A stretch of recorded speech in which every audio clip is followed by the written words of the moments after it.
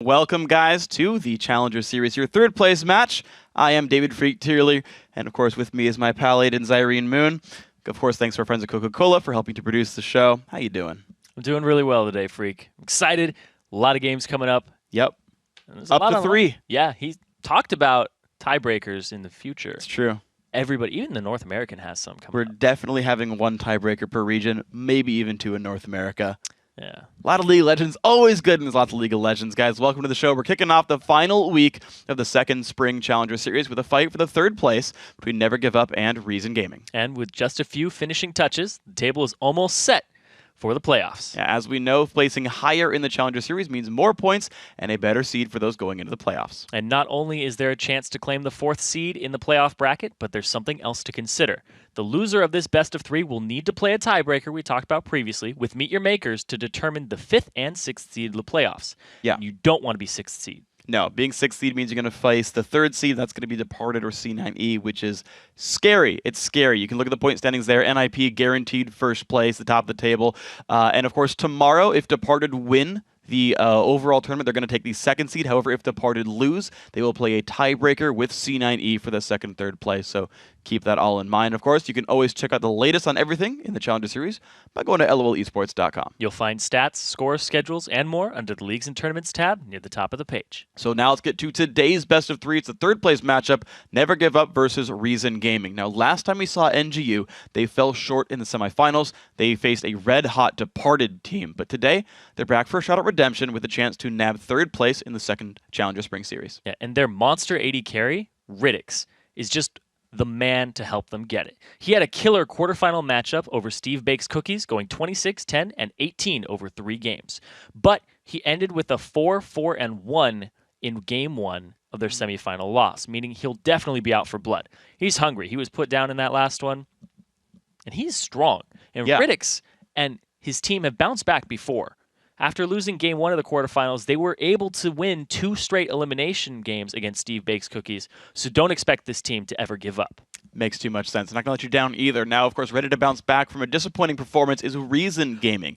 They're coming off a heartbreaking loss at the hands of Ninjas in Pajamas. Getting knocked down by the tournament favorite doesn't take the sting out of the punch. Still not good to lose those games. Yeah, and even though they got beat, Reason Gaming went down swinging.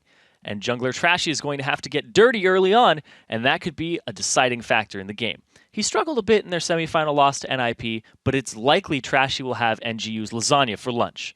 He went crazy on Lee Sin, going 8-1 in the quarterfinals against Meet Your Makers.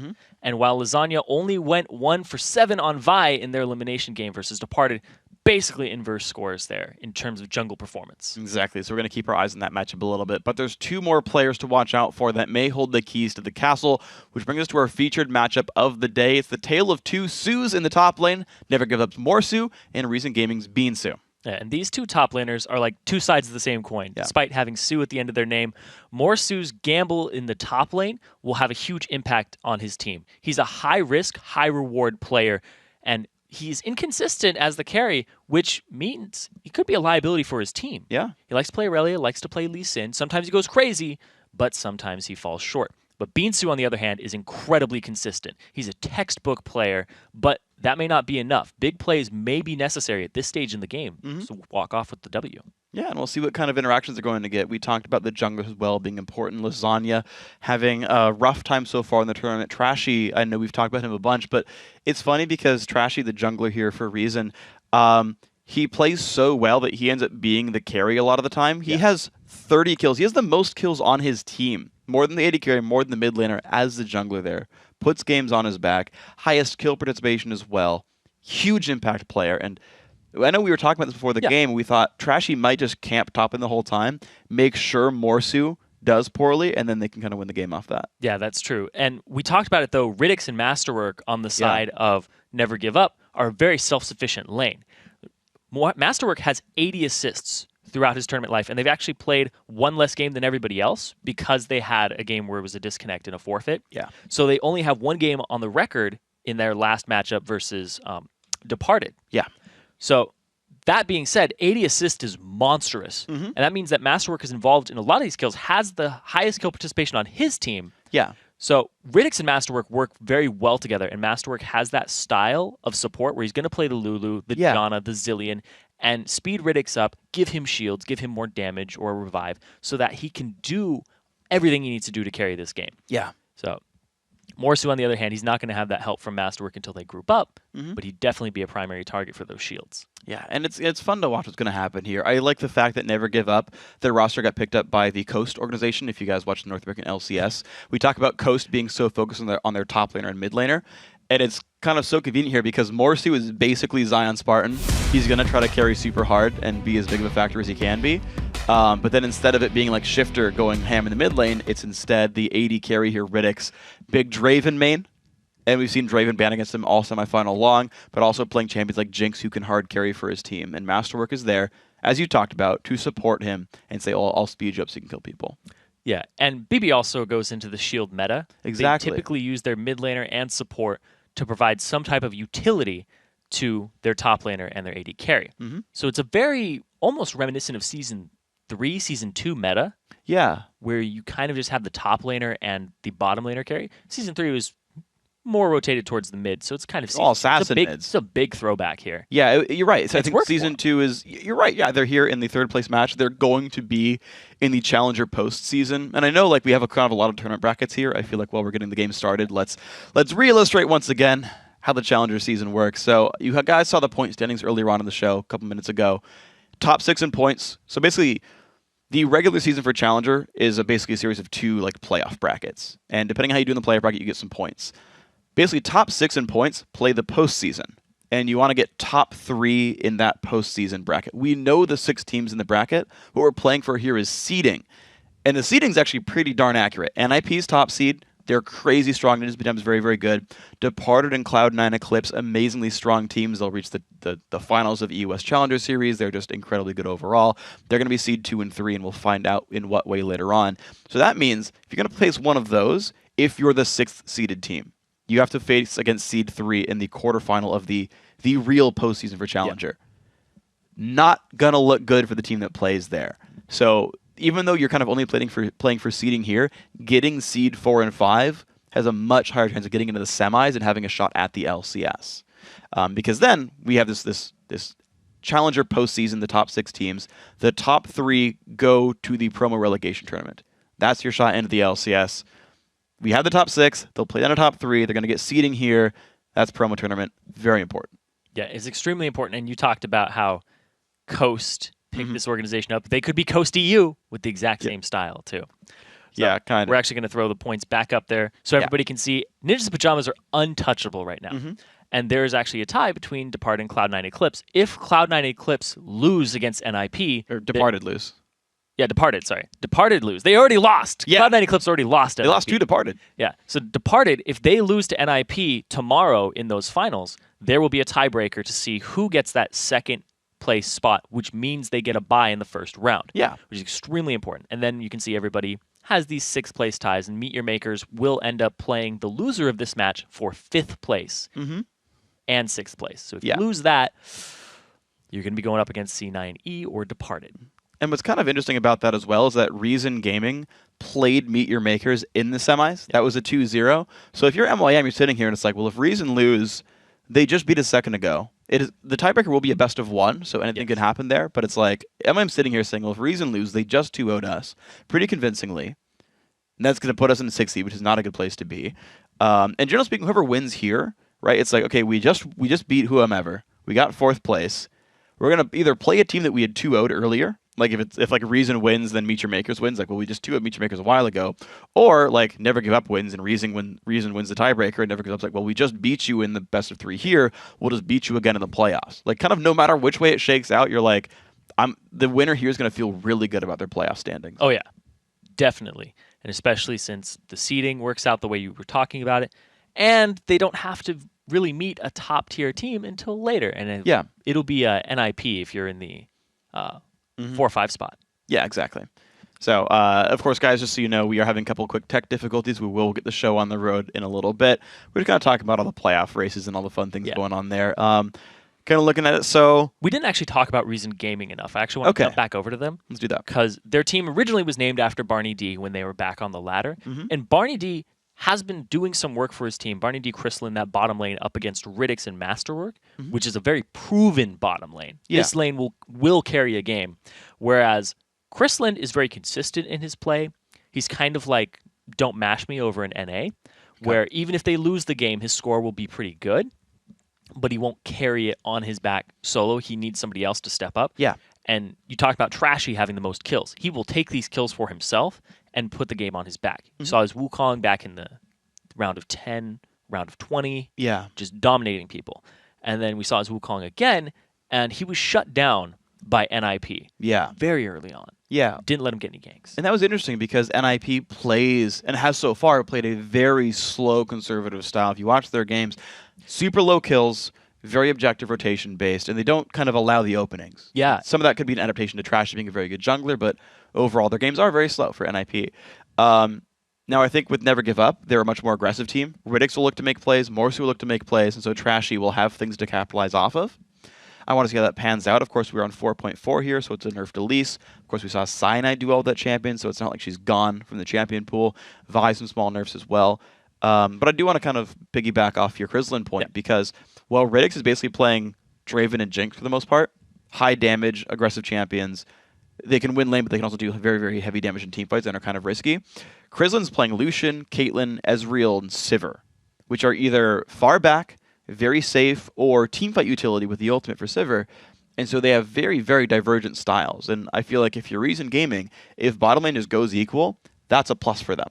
Because they're like, great, teamfight utility can start now. Once we get into teamfights, no big deal. Someone else can put the carry pants on. That's true. I'm just thinking about bans right now. Yeah. What each team is looking to accomplish here. Draven and Jax. Yeah. I feel like 100% will be banned against Never Give Up. Morsu has never been given Jax the entire tournament, even though it's like one of his most played. It's never escaped the ban phase in any game so far this spring series. In every game Ritix has gotten Draven, he's won, I believe, with maybe like one exception.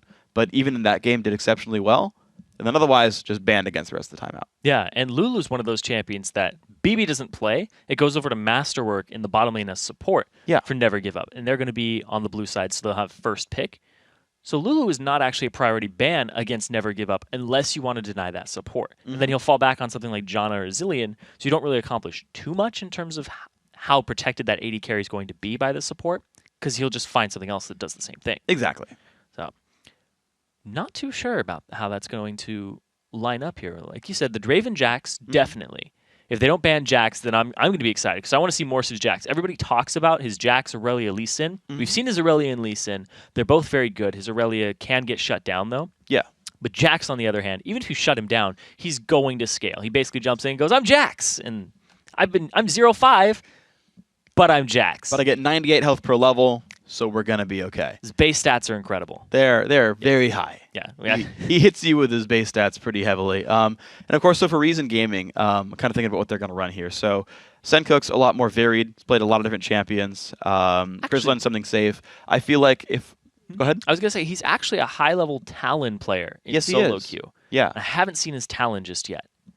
And it's not even getting banned that much either. It's not. But I'm pretty sure he could whip it out against Baby. Baby has the shield type meta here. He likes playing Orianna. His Syndra was very underwhelming. So I'm just trying to set up a scenario where I get to see Talon. I don't think it's going to be viable, but I want to see the Talon. I think it is viable. I think here's what happens. Like, here's my thought process. I don't think it comes out game one unless they've done more research than I think, because I think you start out, and I think when you start a best of 3, you have a bunch of assumptions about the enemy team. You say, okay, here's what we're gonna attack. Like, I really think Trashy will help top lane a lot. I think bottom lane will try to play passive. I think Caitlyn's a big option there to keep Krislin safe, and they'll just passive it out, whatever, and they'll go win top with Trashy. And I think what they see is, okay, their mid lane's gonna be passive, so we don't have to gank it. We can just kind of chill out. He'll be Orianna. No one cares. Whatever. BB can do whatever the heck he wants. And Reason can give Sencux like a high farm champion like Ziggs or something. Or Needly. And let him kind of carry from there. If that plan breaks down and they're like, oh man, Trashy's not keeping up, or we really can't deal with Ritix or something, then he says, you know what? Screw it. I'm going to go carry my solo lane. And they let him play something like Town. They let him play Zed. They give him something that will dominate the 1v1. And that's when Sencux goes crazy. That's true. I think that's the game plan. I think when you go into a BO3, you assume you're the better team, and you pick a safe, kind of consistent way to win. Ooh, the theory crafting here. That's my team comp theory crafting. So Trashy will go top. You pick something that will dominate the lane middle for Sencux, and then he can roam bottom to go shut down Ritix and Masterwork. Okay. I like that. Yeah. Shoving and moving around, helping the team out, and they can kind of get both side lanes going. Well, we'll see what happens. Now, guys, welcome back to the 2014 Spring Challenger Series. We're going to be prepping for the game. We'll have it soon.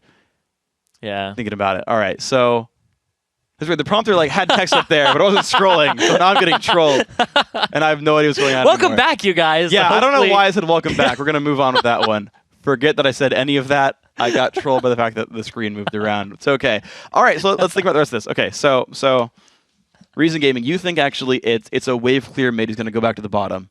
A wave clear or assassin, it could be either. They think he might 1v1? Or just wave clear and go get ganks? Because like Zed does the same thing. It could be something like a Gragas, which accomplishes both of those, has good wave clear. Don't think it's going to be a Nidalee for poke unless their composition is just well-rounded for it, which is possible, but it doesn't suit Trashy's style because he likes to gank. And ganking for a Nidalee isn't all that great. True. It'll have to be something that scales into the late game. He could go like Kha'Zix. Okay. He poke a couple people down, then he jumps in with Kha'Zix and gets some cleanup. Yeah. That's late game, though. But I don't think Reason Gaming want to wait until the late game because never give up. Morsu's going to play something for the late game. Yeah. He's going to play something that just crushes AD carries and supports. And Chrisland and Barney D are going to have to be afraid of him. So it's Go ahead. scary. It's scary. It's scary. Morsu is extremely scary. His Lee Sin was incredible. His Aurelia. I want to see the Jax. I want to see the Jax. I want to see the Talon. I have a lot of like little check marks here. Just like, come on. Just waiting for that champion. It's like, just give me the Talon. Just, oh, yeah. No. Yeah, I agree. It'll be interesting to watch for, and I hope we get to see it. I do. I hope we get to see that champion. I want to kind of dig into the top lane thing a little bit more. I think it's an interesting thought because I know we talk about Morsu playing carry top laners, right? And the big ones we talk about, Jax, Lee Sin, and Aurelia. I think they all do slightly different things. So I think Lee Sin snowballs matchups really well. When he gets ahead, he'll then go 8-1 and close the game in 30 minutes. I think that's kind of how Lee Sin does it, right? I think if someone like Jax or Aurelia gets ahead, it's not so much like if I get 2 kills, I'll destroy you. It's I'm just going to stay farther and farther ahead of you. It is a big team fight presence. Like I feel like the way Jax carries a game is different from the way Lee Sin carries a game. Because eventually, if you wait long enough, you can catch up to Lee Sin, which is, I think, not the case with Jax, that if he's ahead, he'll stay ahead, even at like the 6 item threshold. So I think in certain cases, Reason can say, we'll wait on the top lane. Like if it is Lee Sin, it's like Lee Sin. I think they will still dedicate jungle pressure. I think they will still be aggressive to that lane. I think Trashy does show up there, whether it's an Aurelia or a Jax or a Lee Sin, something like that. But at the same time, I also think that if that falls behind, they can radically change their game style and be like, just try to wait at Lee Sin. That's my read on this one. The mid lane point, I think you brought up an interesting thought. Instead of it being a passive farm lane and waiting around and playing their game, I think the fact that Sencux might leave that lane is pretty smart. I think they can punish the fact that Ritix and Masterwork will play so aggressively. And bebe doesn't have a history of being a good roamer. Yeah. He sits there and waits until team fights come to him, then he'll shield somebody. Yeah. So, yeah. Well, we'll see what the guys end up doing with this champion select. We are now into the game. Took us a bit, but we got there. Don't worry. Thank you for being patient. We love you guys so much. And here we go. Renekton banned away by beansu, and that was a ban I was expecting because Morsu wants to carry the lane. Yes. Get rid of a lane bully so you can get out of that phase. There's the Jax ban as well, because why the heck wouldn't you? Cross that one off my list. No check mark. A Rise ban as well, getting beansu. Again, removing more champions that are good, sort of brick walls in the top lane. When it went up, the Lee Sin, Morsu pulling another ban here. Yep, absolutely. All these are top lane bans so far. All 4 that have come out. Yep. They're leaving a lot open. At the same time, Lulu isn't a huge threat up against Never Give Up. They will first pick it and throw it down to Masterwork. Don't know if bebe's actually been picking that up because that will still fill his meta quota for shielding, but I haven't seen him play yet. It always goes over to Masterwork, and they're actually going to ban them, so they don't have priority on that for first pick. Something else they want to first pick or not give away. I don't think Draven's even a contested pick, though. If it goes but through, they want it like, first. Of course they do, but it gets banned away. But even on the Draven point, I feel like they don't have to be afraid of Chrisland picking it up. It's the Kha'Zix that they really want. That's a contested one, and it gives, it removes options from Trashy to carry. Kha'Zix is the best carry jungler right now. And Lasagna, honestly, should be able to have some good success in this champion. He didn't have an impressive performance on Vi. Yeah. Kha'Zix might do the trick. Very powerful. Morsu plays it too. That's true. It could jump over to that top lane. bebe plays it too. So 3 members of NGU actually play Kha'Zix. Support Kha'Zix from Masterwork, calling it. Nope. Nope. Nope. Nope. Exceptionally unlikely. How would that work? It's not his meta. He likes shields, man. He's got a heal, so self-heal. He'll just get a locket and not ancient golem. It's not the case. No, that means he's going jungle, and then he's going tanky jungle. Most likely. We'll see where it goes. So Trashy looking at the Elise, the LeBlanc as well. Nope, gonna keep moving things around. Reason Gaming are gonna pick up Elise for the jungle. Kha'Zix got taken, but Trashy still feels good about this one, and Barney D's gonna get the Thresh as well. He loves playing aggressively. Yeah, and the Elise is a good pickup for Trashy. In his loss with Elise, he went 1-1-2. So he didn't give up a lot of kills. He still had high kill participation. Granted, they only got basically a handful of kills. You can count them on 2 hands. And I like that pick in 4.4. Wait a little longer. Her Spiderlings have more HP. Yeah. She doesn't do as much damage to jungle creeps. It's capped. But she's still very efficient. And her Cocoon in the late game is more powerful than it was previously. Yeah, still a great champion. In Orc Dynasty, we'll see what else she does. Of course, still a great early playmaker. We'll see what's going to do with this one. Never give up. 20 seconds to go still to make their own choices. And I want to see what they do end up going for, because we have seen a little bit of Lucian come in for Ritix. It makes for a good lane bully. And honestly, I do think that one of the key strengths here for NGU is laning phase. Jinx does come through. Okay, decent laner. Great late game. Karma as well, which is a good mix of actually aggression here for Masterwork. Karma fills the shield quota. Does. Has some assistance with ganks. Can set up the flame chompers if you root somebody. So it's a good combination there. And we've seen a bunch of Karma since IEM. Yeah. People over in OGN and Korea have been playing it for a while now. And now we're catching on in Europe. It's played all throughout today. And now it's making its way to the challenger scene. Incredibly strong, incredibly safe pick. Harass's Spell Thief's Blade is amazing. Yeah. And then Jinx, a little different than what Ritix typically picks. But I like it because it scales better. We heard it today from Reckless. Yeah. That he likes that pick over a Caitlyn for that reason. If he can get the safe lane, it'll work out for him. Yep, and there we go. The Shyvana comes through top lane. No surprise there. Means he plays all the normal stuff. Renekton gets banned away. Shyvana's the go-to pick afterwards. Why the heck not? They got a blind pick the lane, kind of. Anyway, they didn't know where the Kha'Zix was going. The Caitlyn pickup, they try to keep safe in lane as well. It's a great matchup against Jinx for the early game. Try to push her around. She has to use rockets to last hit from safety. And as well, you're far enough away that you can typically dodge the Karma attacks as well. Yeah, that's true. And if this lineup for NGU actually gets locked in, that means it is a top lane Kha'Zix. Yeah, it does. And then Vi is for Lasagna. He didn't have a good performance on that. We talked about previously. Bebe's Syndra was underwhelming when I last saw him play it. Yeah. But they are going to go with that. So it is going to be a Kha'Zix top up against a Shyvana. Okay. Lacking a little bit in the wave clear department. Might have to put a couple extra points into his W. Typically is max second. Yeah. But he might go back and forth. I don't know how much harassment he's actually going to get on the Shyvana. We'll see. Well, Kha'Zix matchups are interesting, especially top lane, because it is very easy to get your passive back. There's a lot of brushes to use. You can't ward them all. You will get your passive.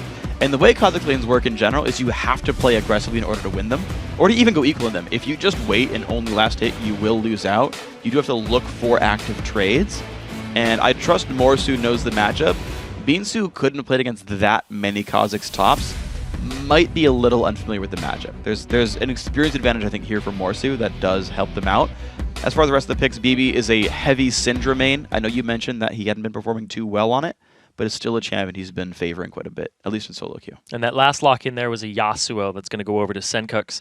So he is going to have something that has some roam potential. Yeah. Can go down bottom because they did lock in the Thresh, and Thresh can make your last Whisper very easy to land. Can go ahead and flay somebody, activates it. Hook will do it too. Yeah, that's true. Just pull him in a tiny bit. So Sencux is in a position to wave clear. He's also in a position to roam. Yeah. And he's up against a Syndra. So you can block actually every single one of Syndra's abilities. Not the Q. Yes, that's it. Yeah. I was going to add that on. Sorry. I know. I realized that you were still going to keep talking. But it would be great. Like, I got something. It would be great. Like, throws his ultimate out, just boom, they all hit the wall. Just bounce off sad. It makes a very satisfying sound, too. I imagine it must. You and your sound I don't know why I did that. I don't know why I did that. You love sound. Can you change your screen name from Zyrene to sound effects? Oh. Aiden sound effects. Moon here with David Freak Tälli. We are into game 1 of this best of 3 for the 3rd place in Challenger Spring Series 2. Winner of this game, winner of the series, I should say, will be Seed 4 in the postseason. Meaning they'll play Seed 5. You will be safe from departed or Cloud9 Eclipse. Yep. Which is the big thing here. Because if you lose this matchup, you have to play MYM for that 5th, 6th spot. And if you lose that matchup, then you're facing Titans. Yeah. You're facing these top 3 teams that have the potential to be those top 3 in the playoffs. Yes. Very, very scary position, and you won't make it far. And keep in mind that if you lose in the postseason quarterfinals, you are out right away. Yes. If you lose in the semifinals, you'll play a 3rd place match for the last spot in promo relegation. But at least you get another chance right there. So we'll see where these guys go. Spell Thief's opener for Masterwork. That's actually very standard for Karma. You want to get the money, dollars going in there. Barney, do you open up with the Doran Shield? Now, these matchups are interesting because while you will slowly bleed money away by being Doran Shield against Spell Thieves, your combat stats are so much higher, you can just willfully jump into a bad trade and win the fight. And that's what I'm going to look for with Barney D here. Well, here's the thing, too, with Spell Thief's Edge, is that you get that little bonus on auto attacks that pretty much counters the Doran Shield passive. It's pretty close to it, yeah. Makes it even, for the most part. Pretty much. Yeah, then it's just the fact that you've got health there, an extra health regen for shield that maybe works out here. Masterwork also opening with a mana potion. Now again, we are on 4.4. Trinkets come available later, and as a result, Reason Gaming looking for a 3-man invade top. Ooh, and they are going to be met by 3-men strong by NGU. And they're going to get spotted right now. Barney knows about this. They're going to walk in. There's the play onto Morsu. It actually misses the Caitlyn Q, but will it be enough? There's the lanterns. All the wards coming down right there. Still going to trade back and forth. Let's see. You don't want this buff to go away, because if you don't get the smite on it, you waste so much time. Both strings are here. The Elise coming through. Smited picked up by Trashy. Nicely done. Reason Gaming's invade pays off. 3v3 and they get the first buff. And meanwhile, beansu actually does his own blue. So he is level 2 already in that 2v1. They set that situation up. They prompt the lane swap, and it puts them at an advantage overall in experience across the map. The interesting thing, though, is that Reason Gaming picked, I think, arguably a stronger 2-on-2, and they opted out of getting a GP10 item for their support, and yet went for the lane swap.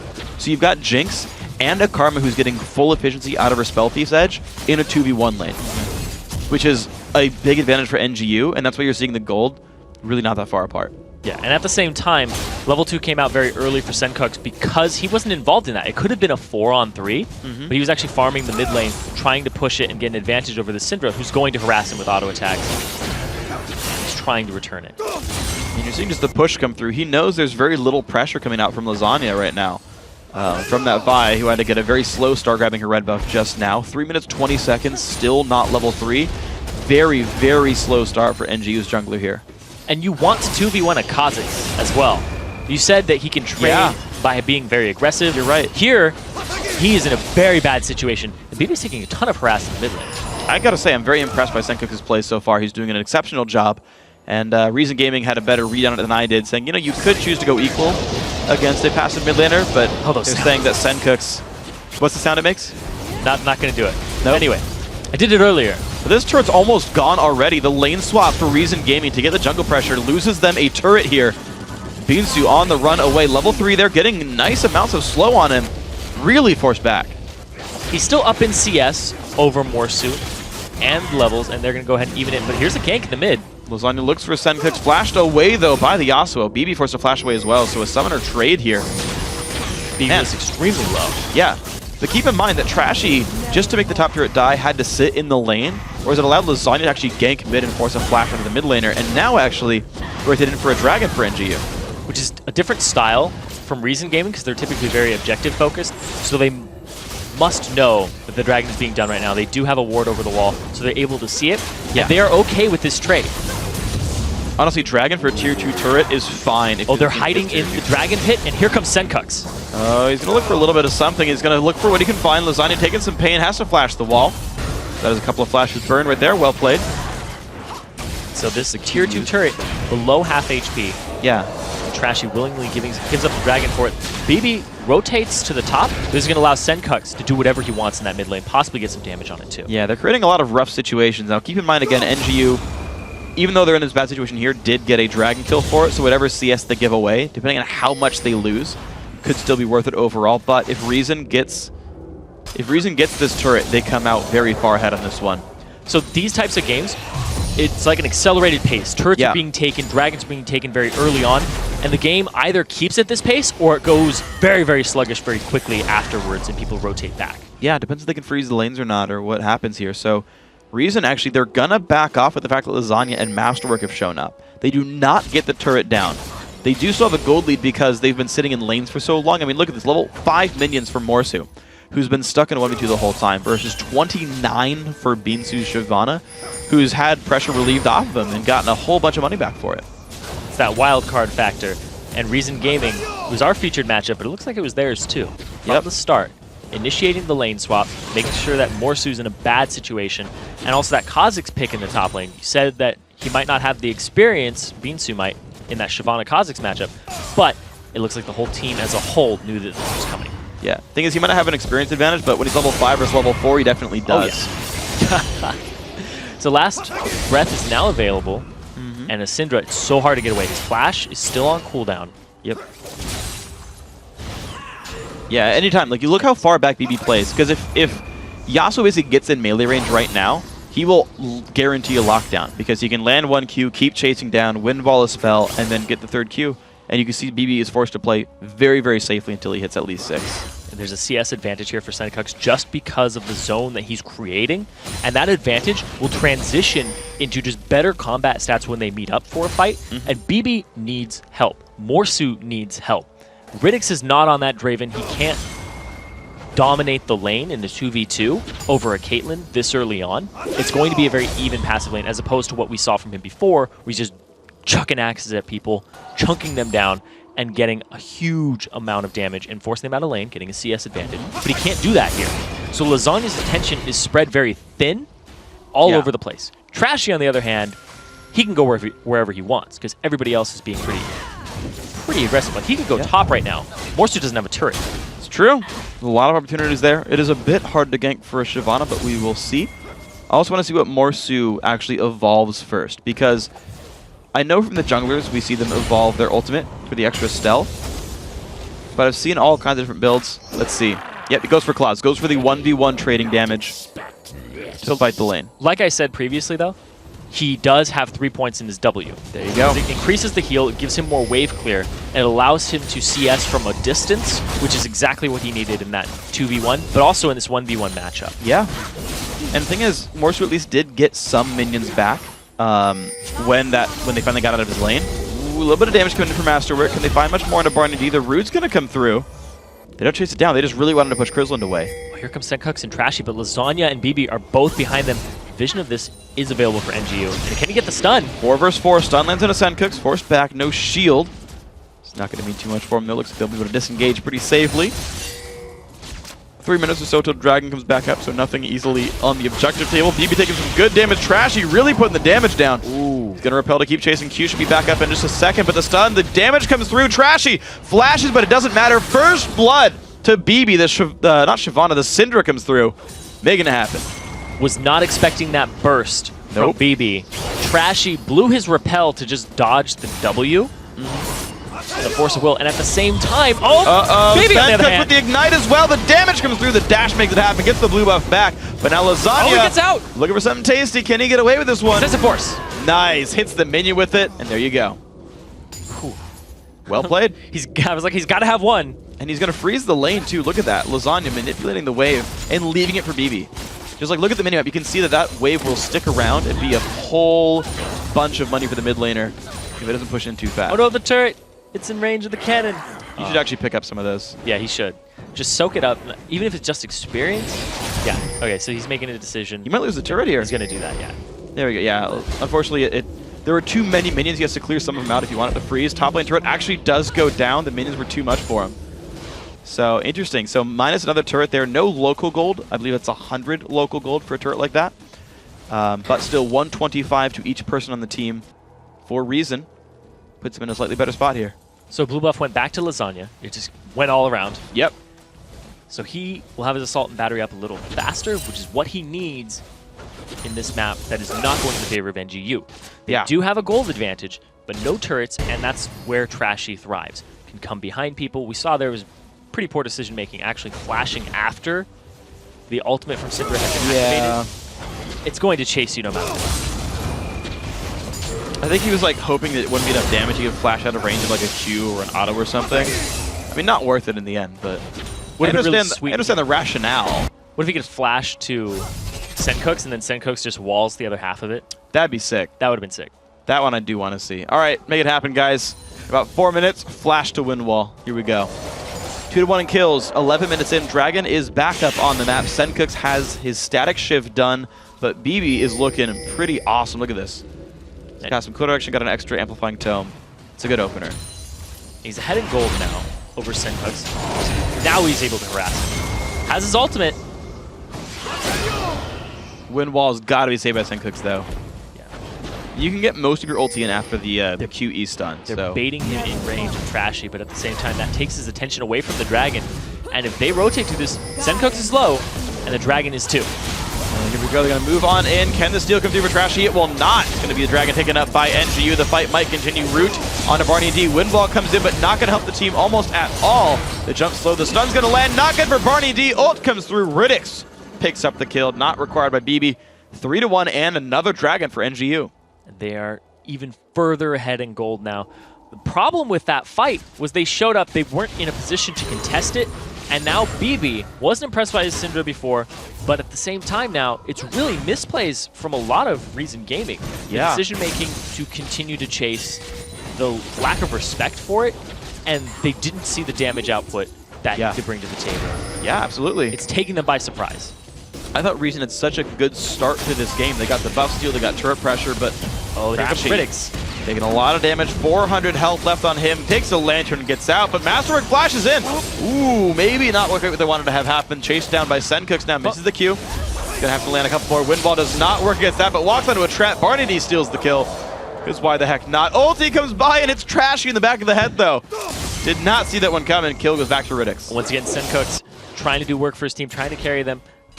And Masterwork coming up pretty big there with the chase. They at least kept them there. He blew his flash for it, lost his life, but they went 1 for 1, and it gave gold over to Ritix, which is important in this. But Chrisland caught out here. Barney D just gonna toss him. He was trying to set up for bebe. It was close. I think without a lantern, maybe they would have gotten the kill, but they tried really hard to make that one happen. And with this 4.4 patch, Vi ulti cooldown got nerfed pretty hard. It's going to be a while till Lasagna has that again. So Trashy 0-2-0. Even in his loss against NIP, he was 1-1-2. So he has more deaths against NGU than he did against NIP in that match. On Elise.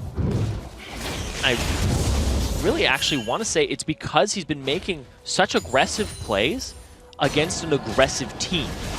Like NGU were known for their aggression. And Chrisland here, not good. He has to flash early to be afraid of the ulti because I think he might have died.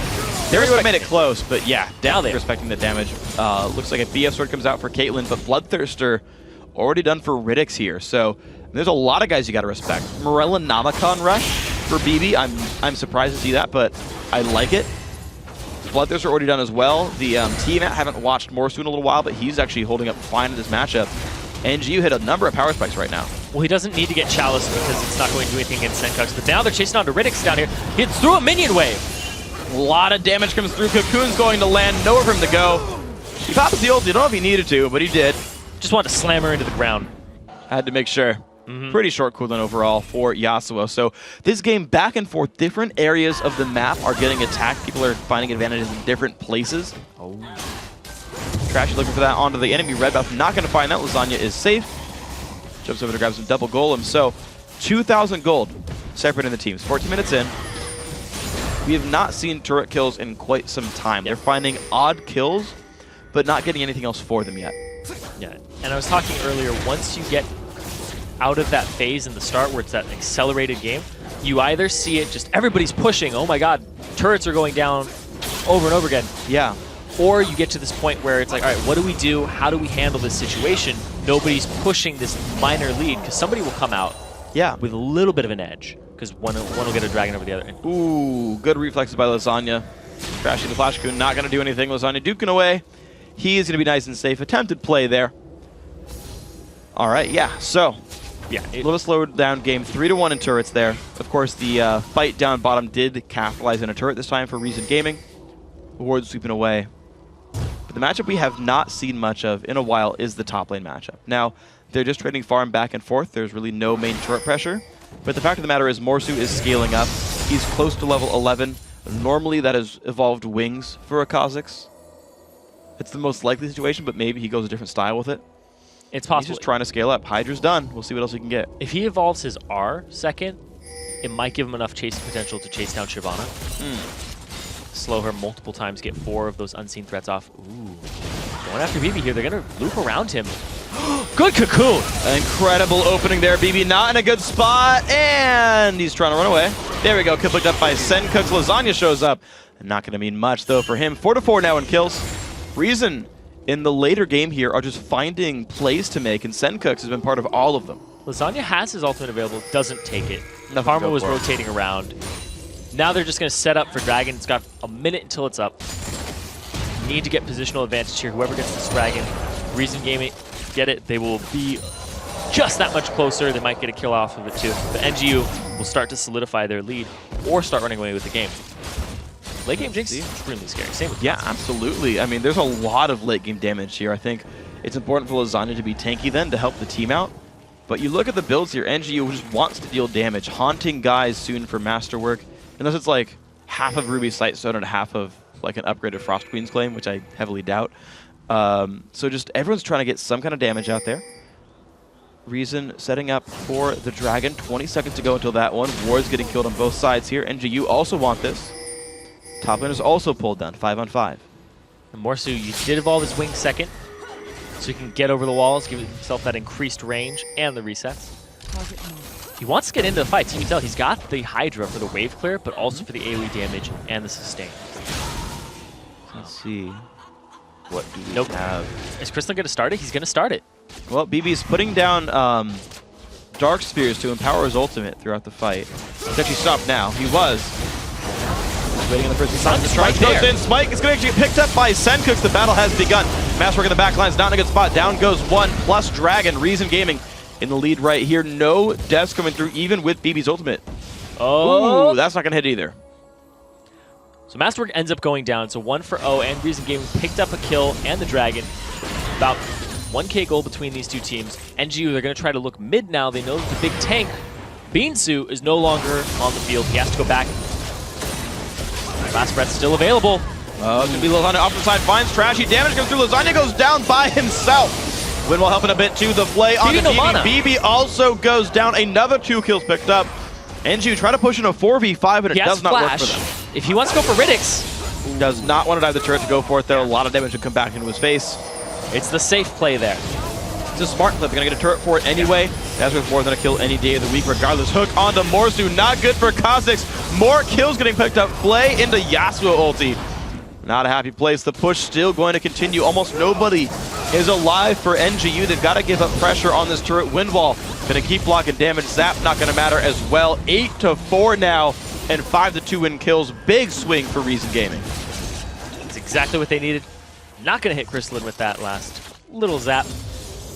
And you can see the gold here. A lot of unspent gold on the team of Reason Gaming. They went straight for the push instead of backing and capitalizing on the Dragon, which is the right move. Because NGU looked like they were going to try and counter push, and it bit them in the butt. It did really, really hard. Reason look awesome right now. See what else they can grab. Just some easy minion kills so far. Unfortunate over-aggression from NGU set them very far back. But again, a pretty late game scaling team. We'll see who can step up there. 2-1 for Ritix's Jinx. Damage potential is there. Zeal will be done fairly soon. But honestly, the power spikes, I just feel like they've come in first for Reason. Infinity Edge is done for Sencux. He is massive right now. Yeah, he has 100% crit now. And at the same time, up in the top lane, Morsu, he's looking for that last whisper because he is not denting beansu at all. And the fact that he was forced to level up his W first is huge detriment to his damage output. Q does so much, and you need to be able to put yourself in a situation where you can duel the Shyvana. Right now, he's about to get there. But it's this late in the game. It's almost a 13-40. Oh man, it's gonna be a difficult situation. See what they can do. We'll see if NGU can catch back up in this one. Reason slowing it back down a little bit, going into split lanes. They're not sieging, but their team doesn't really siege right away anyway. They've got a lot of melee champions in that composition. Sencux going to be in a 1 versus 2. Can he survive this matchup? A lot of damage comes through. Windwall comes down, does not find an ulti. Oh. The jump in from Trashy will find Lasagna, turns the kill around. Now can he get away from Ritix? Ritix is chasing. Masterwork is not far behind. Ritix cannot chase. But here comes the rest of Reason Gaming from the side. Barney D is there. He's got the hook. He can line up a last breath if he lands it. Finds it onto Ritix, the jump on in. There's the play. There's the ulti. Down goes Ritix. More damage comes through. Reason just keep finding the openings. They have a team that can just stick to you. And if there's a Syndra on the field, very immobile champion. Jinx, another immobile champion. It is a horrible day for NGU in this team composition in the late game. This went from being 4-4 in kills to being 4-10. NGU have not picked up a single kill since before that dragon, and Masterwork might be the next. Wow, another hook comes in. The nice play as well. The walk forward from Barney D to get himself in a range. Krislin looking for the pressure, the flash, and the Q's going to land. Lasagna can't save him in time. Great plays there. Just enough mana to do that, too. Yeah. That was impressive. Calculated. It had to be, I mean, absolutely. In the case like that, you know the mana cost of Q and E. You know it's like, okay, I'm at 185, I believe is the mana it would cost. I think it's 110 for a max rank Q. 110 or 90. I'm a great Caitlyn player apparently now. Morsu versus beansu. You can see beansu does have to give some respect over Trashy, looking for something. Morsu is around. Not the isolated. damage comes through. Kha'Zix is going to leap away. Oh, into Sencux. It's even more gold here. There you go. The EQ combo comes out. Down goes the Kha'Zix. Red buff, nice and happy there on Sencux. 5-1-4, doing better and better and better. And kill participation from him. And the fact that he's Yasuo. We saw it banned earlier today in that last game of the day. He's showing that even though Yasuo's taking some nerfs, he's still extremely strong. Absolutely is. He's making just the most of this right now. What a great start for him. I like... Got to keep in mind this is 4.4, so trading around your trinkets is a bit quicker. It's 2 minutes instead of 3. And Krislin is doing the thing I think all AD carries should be doing. Blue trinket on the AD carry around mid-game. It's a 2-minute cooldown, 2500 range. Honestly, it's up pretty darn often in the grand scheme of things. I think this is the optimal trinket setup. Mid laner, jungler, support, grab red trinkets. Top laner keeps the warding totem. And you grab the Farsight orb as the AD carry. AD does not quite find the hook. But honestly, Reason Gaming, I'm actually a little bit surprised they don't have more of a gold lead. 3,000 with an 8-kill 2-turret lead is surprising. It basically comes down to the CS numbers here. Yeah. All of NGU are ahead. And they had that gold generation item a little earlier. So that's why it's not as big of a disparity between them. But at the same time, in terms of items and actual combat capabilities, Reason Gaming's team composition is better rounded. And Lasagna's not going to take that. Okay, so Morsu, they don't have a tank on this team just yet in NGU. Lasagna needs to step up to the plate. He built tanky immediately after his Lizard Elder. Didn't go for Brutalizer. Starts getting himself a Giant Spell and all the resistances he needs to go up against Reason Gaming. And we're going to have to see if it pays off for him here because beansu is incredibly tanky. Yes. Yeah, I mean, I agree that Lasagna should be building tanky right now and not getting Brutalizer. They do need a frontliner. Damage on a BB, okay. Dragon again to Reason. They're now up a dragon this game. The very first one went to NGU, and Reason have since kept control of this area. They are the stronger team on the map. 9 of 12 kills are on Sencux's back, at least a little bit here. And the Baron attempt, 24 minutes pretty early on, just Trashy and Sencux doing it. The rest of the team actually splitting and pushing off to keep the team distracted. And the wind wall will block the Baron damage. He has projectiles. And so they will take a lot less. And the fact that it's Elise, she can execute it extremely quickly. That's going to be a sneaky Baron. There it is. 24 minutes and 40 seconds in. Reason Gaming have a Baron buff. 2-manned by the jungler and mid laner. Complete control here for these guys. Most Fed members on the team, highest skill participation between the two of them. Great synergy all game long, and the fact that they also threw beansu down to the bottom lane was kind of risky because it could have been a 5v4, but at the same time, beansu is able to just shove these waves. He saw that Ritix was there and just trying to keep him in place as opposed to going to the Baron and checking. So Reason Gaming had good ward coverage of the area. They transitioned their lead into some wards and some vision, transitioned it into a Baron. Yep. Pretty much for free. Yeah, completely well orchestrated by these guys. Used their lead very successfully there. Reason Gaming now.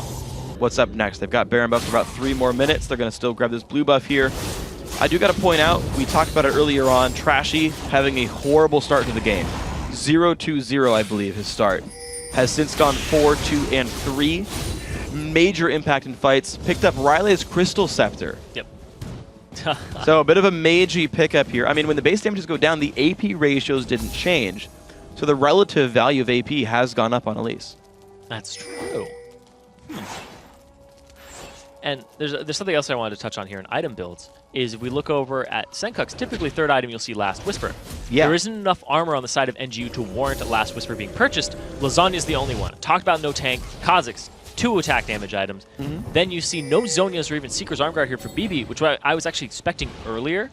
Just even the Seeker's Armguard to have that armor to deal with Yasuo mid-game. Yeah. Opted for the Morellonomicon, which is fine.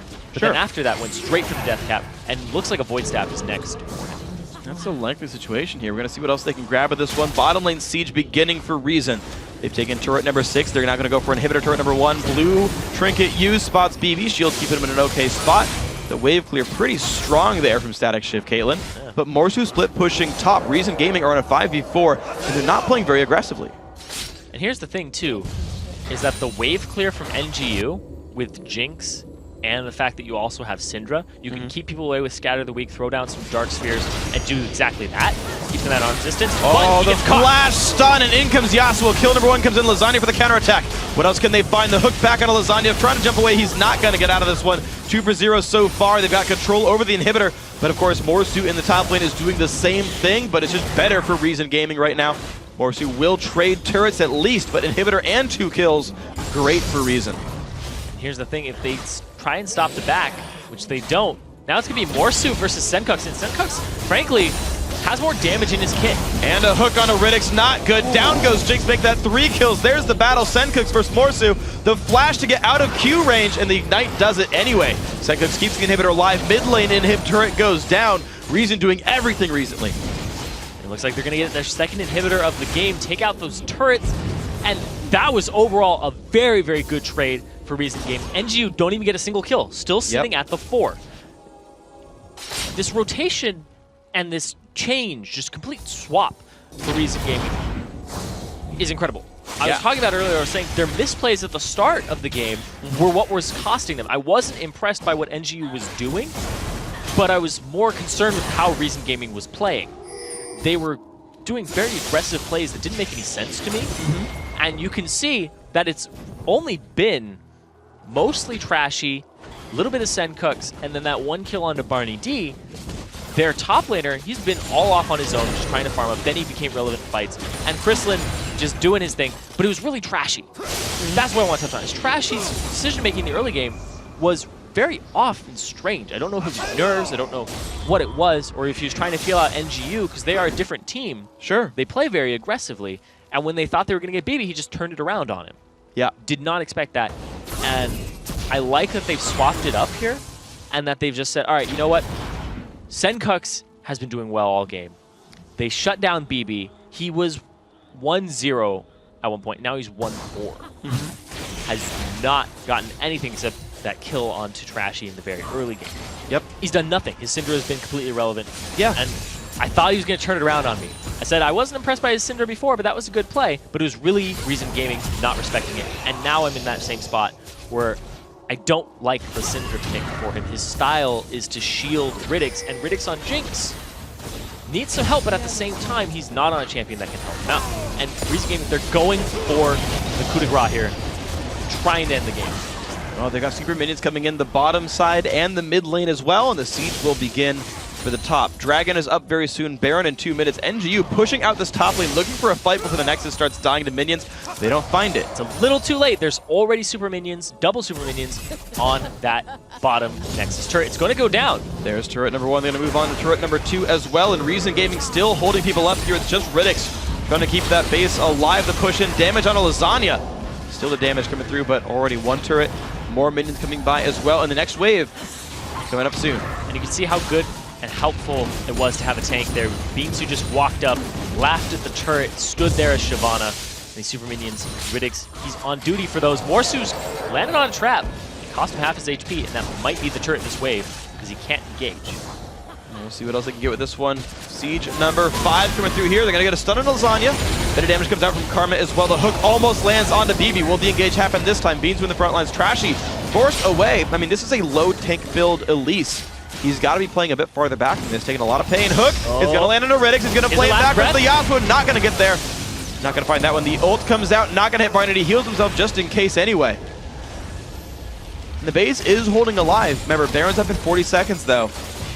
And this might be all Reason Gaming gets. Looks like they're going to back. Possibly prep for the Baron. Be the right idea to set up around it. Make sure it just goes to you so you can get that final push and go for the throat. It looked like they wanted to, but their wave clear, of course, it's a Yasuo. I was talking about this earlier with Syndra's wave clear is pretty decent, and they have to rely on the catches from Trashy and Barney D to engage the fight. And if they got bebe, which they did in the bottom, that's exactly what sets them up. Because their wave clear is extremely lacking. Caitlyn, not that great. You have to be melee range to even do anything as Yasuo. And Shyvana, the rest of their team just doesn't really require an explanation. So, well, their sieging isn't that great. Yeah. See what else they can get, though. I mean, at some point, if you get an item lead, you just dive and say, screw it. Of course, the middle and bottom inhibitors are going to be back alive, which means that they are targets now. These guys can go for the catch, just onto Lasagna, out of nowhere, takes him out. There's a kill picked up. No jungler, no smite. It's going to be a pretty easy Baron for Reason, barring a miracle from NGU. It's a 5-on-1. That didn't look fair. At the same time, once again, it's still 4 kills for NGU. And a Baron, once again, to Reason Gaming. NGU have gotten some turrets. Like, even though they haven't gotten any kills, I believe they've gotten 3 turrets in the recent past, which, I mean, there is still... Yeah, Morsu went and split pushed. Reason said, you know, I don't care, we're going to push bottom anyway. That decision did pay off very well for Reason. But that was a catch by Trash that made it even happen. Otherwise, they would have given up way more than they would have liked. Top lane Siege starting now with the Baron buff. Good damage by Chrislin, and the hooks because of those stuns. A lot of damage, and Chrislin does go down. Syndra might be keeping the team alive. Lantern not going to get picked up. beansu slowed down. Can they find much more? bebe will get the slow with the Dragon Form. Going to keep him in a pretty good spot. Can they get any more? Stun's going to land onto Sencux. Morsu shows up. Stun's going to land from Trashy. Going to be able to back off. That was their first kill for NGU in the last 13 minutes. Oh, yeah. Now Lasagna, he's actually going to find the remainder of the team, stop their backs, and I'm still not convinced that a 4v5 will pan out in favor of NGU. And I don't know if they're thinking the same thing. It is worth pointing out, though, that it's good for Reason that they didn't play this aggressively until Baron was back off the map. Yes. Because it guarantees that NGU doesn't have that for a comeback mechanism. They can go for the mid lane here. 2 seconds till Caitlyn's back up, meaning this is the last objective they can grab safely. They can back up, take blue buff and Dragon, which puts more in the map. The problem is NGU haven't even seen this side of the map in like 10 minutes. They have to guess what's available. They do see that blue is up. They have to guess if Dragon's available. It will be for them. But this is like the first time they've ever even bet on this quadrant of the map in a long time. And here's the thing, is that Reason Gaming are actually going to push straight up the middle and see if they can get inhibitors again. Oh man, Ritix pushing this in the 1v1. I actually think this is a fine choice for NGU. It's going to keep Chrislin way far in the back lines, and that means that actually Reason can't push. They know they'll be walking into a 4v5. Right. It buys even more time for NGU to catch up here. They're down 7,500 gold. Their inhibs are all alive, and Baron buff will be falling off the enemy champions. So you were talking about how NGU hadn't been on that side of the map in a very long time. Neither had Reason. They didn't have any ward coverage of it. They had no idea what was going on. So they decided to get to the middle, and they're like, all right, we're going to sit here because we don't know what's happening on the rest of the map. We need to wait until NGU show themselves. And they all show themselves in mid, and then they go, okay, now we can push up and possibly rotate on these 2 turrets. Or 2 open inhibitors. No, you're right. And that actually brings up something clever, actually. There was a chance that NGU could have set up a trap for Kristoffer when he went to farm the bottom lane, because both teams could see a big wave going towards the tier 2 turret. NGU could have set up a trap for that. Goes another 5v4. Hook in onto Lasagna. The stun as well. Huge damage in onto Vi. Shivano comes into the back lines but goes down anyway. Ready to pick up the first kill of the fight. Now can NGU find any more? 5 versus 4. Windwall comes out. Sencux not in a happy spot. Dashes away. Finds the lantern. Gets out. Morsu not finding much else. But it's, again, a 1 for 0. Morsu? Not going to find it. Just a little scary. Yeah. But there's a lack of real front line right now for Reason Gaming. There's only one tank, and bebe built so offensively, he's able to kill the front liner with a burst combo, setting up Ritix and Morsu to keep going. And Barney D actually has some decent cooldown reductions, so his Q, he can keep throwing it back. Almost randomly.